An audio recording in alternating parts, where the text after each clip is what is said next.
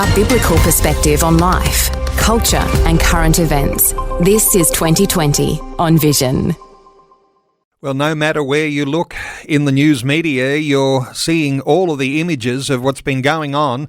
Dramatic developments in the Middle East between Israel and Iran. Well, you wouldn't doubt, would you, that someone like Bill Muehlenberg from Culture Watch might be giving some special attention to some things that he's looking at that you might say are just a little under the surface of where ordinary people are thinking and thinking more deeply about some of the issues. Well, Bill Muehlenberg's written a number of articles through this past week, all of them with dimensions that you won't see anywhere else. Worthwhile having a check-in on those. But he's back with us once again today. Hey, Bill, welcome back to 2020. Many thanks, Neil. Bill, when we look at the conflict, Israel, Iran, and of course all the proxies still somewhere there on the periphery, the word anti-Semitism comes up time and time again. You've given some real focus to anti-Semitism, the way that's been developing around the world through this past week. Yeah, well, it's a big issue, and of course, not everyone who is saying, I hope we don't get into another war and all that is an anti-Semite. I don't want to see another war. So obviously there's many who are concerned and want to see peace, but, we have to think more carefully. Is it peace at any price, or is it peace with justice? But having said all that, where many people can and do have legitimate concerns, including Christians, sadly, we are seeing a real rise in anti-Semitism, certainly since October 7. And I hate to say it, but it's being found even in some Christian circles and in some churches. That's the really scary thing. I, of course, expect secular lefties to keep on hating Jews in Israel. They've been doing it for ages. But when you get people calling themselves Christians effectively doing the same, that becomes, for me, a real worry indeed. I think that's not exactly how Christians should be proceeding here. Of course, Christians appreciating a biblical foundation, which might even start with the idea of praying for the peace of Jerusalem, but recognising God's chosen people in there and covenants with the likes of Abraham around the land. It's very hard to be a Christian and not be pro-Israel. There are some who are not, though, and not seeing things perhaps in the same ways that a biblical foundation might see.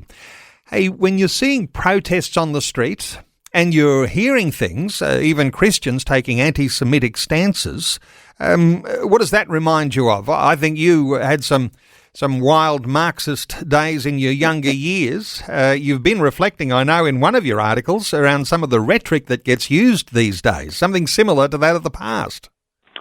Yeah, that's right. In fact, several times now this week I've been talking about I'm having flashbacks. Now, if you're an old hippie, that's kind of usually related to drug taking. Well, I can assure you and your listeners I'm not taking drugs anymore, but back in my wild Marxist days, I was, full tilt, hardcore left, Marxist, anti-war, anti-military, pacifist, isolationist, hate the West, certainly hate Israel. That was what we did in the hardcore left. Of course, I became a Christian, put an end to all that nonsense. So now I'm really quite shocked. Again, I expect secular lefties to keep saying that stuff and pushing that agenda. But it is shocking to me when I find more and more people calling themselves conservatives and Christians saying exactly the same thing. War doesn't solve anything. Give peace a chance. Jesus wouldn't go to war for anything. Israel is the warmonger. Let's have peace. And just goes on and on. I think, gee, am I back in the late 60s here? Is this 2025 with, ordinarily people who think should know better, they're usually good on most things, they're intelligent, but when they start rehashing the same old tired lines that I was and my buddies were running with 60, 50 years ago, it's surprising and somewhat shocking, to be honest. And it's interesting, isn't it? Because you've got a lot of people, because there's so much information, you've got this thought that you can have two bob each way. You can think, maybe they're good and maybe they're good as well. Not goodies versus baddies. There's a sense, though, in which if you don't put your money on Israel, to use that expression, then actually Israel being perhaps the last bastion in the Middle East for freedom and democracy, if you don't support that, you're actually supporting the enemies of freedom and democracy. How do you reflect on that? Yeah, exactly right. And look, as you say, there's a lot of issues we can agree to disagree on. There's room to move on many things, but when you get so far away from reality and the facts of the case, I mean, you nailed it. Israel is, for all of its faults, the only democratic, free, prosperous nation in the entire Middle East. It's surrounded by those who hate its very existence, have sworn to wipe it off the face of the earth, and if you know anything, in this case, the recent Iran-Israel conflict, Iran has always said America is the great Satan and Israel is the little Satan. They want to see not just Israel eliminated, but once that's done, then they want to go after places like America and Australia. This is Islam. This is what they've always said. It's the old line that they run with unashamedly. After Saturday comes Sunday. That is, after we deal with the Jews and Israel, then we go after you Christians. So for Christians to be utterly naive and clueless about what the real war that's going on here, again, Israel is not perfect. There is no perfect nation. But when you're the only democratic force in the Middle East, trying desperately just to stay alive, and in this case, to make sure Iran does not get those nuclear weapons that they're so eagerly working to get, here we don't have two bob each way, as you say. Here we have a clear enemy of freedom and democracy, and here we have another one that is seeking to do its best to stand against those enemies. So here, I'm not as willing to say, oh, yeah, we're all right and nobody's got any truth here. I think some have more truth than others. Okay, reflecting on Christians and the sort of support that comes naturally with a biblical worldview to Israel. But then we think about war, and I know you've been writing some of your latest articles around Christians and a case for war, and the idea that a just war might be better than an unjust peace. How do we understand those sorts of things, do you think, if we're thinking about where we are putting our preferences? Well, again, another massive topic. I mean, if the Middle East and geopolitics is a biggie, so too war and peace. And again, Christians have differed there. There's been a small minority viewpoint over the ages, pushing pacifism and isolationism, never get involved in war, never resort to force. Even some think we shouldn't be involved in governments and even police forces. Certainly the Anabaptist tradition is one, but we see a lot of Christians today in the same camp. I'm just looking now on my website. I've got 150 articles on the issue of war and peace. So it is a massive topic, but as you said, as I said, there is a time where just war is the most, moral and often the most biblical response. I think we were fully justified to try to stop Hitler and the Nazis from taking over not just Europe, but the whole world, and in their process, exterminating every Jew on the planet and others. So that was a clear case of a defensive war to stop a clear aggressor who was, had to be stopped, or we'd all be either speaking Japanese or German right now. Same here. We have aggressors like Iran who have stated over and over again their clear intentions to take out Israel and then go after the West. How much more do we need to hear from them? When do we start believing them? So is there a place for preemptive strikes to take out surgically and carefully, the nuclear scientists in Iran, some of the top military brass in Iran, and notice how, again, carefully Israel is doing it. You're not seeing whole buildings being blown up as Iran is doing to Israel. You're seeing missiles going through bedroom windows. They're very carefully taking out the top brass, and well done for this careful precision bombing. getting rid of the real bad guys, but not targeting the Iranian people. And of course, we're seeing already so many Iranians on the streets of Tehran saying, hey, we're with Israel. We want to be set free. We've had now 47 years of this tyrannical, theocratic rule of the Ayatollahs, the Iranian Revolutionary Guard. They're sick of it.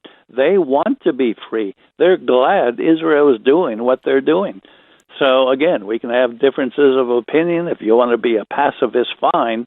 But it's easy for many Western pacifists to sit in the luxury of their easy chairs right here in the West, where it doesn't matter if you're a pacifist.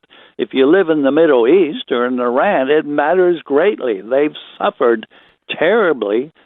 So many been killed and tortured and taken away by the moral police in Iran. They don't believe in pacifism. They believe there is a time for a just war to deal with an unjust regime. So I think that's kind of the angle we should be thinking of, at least in this context.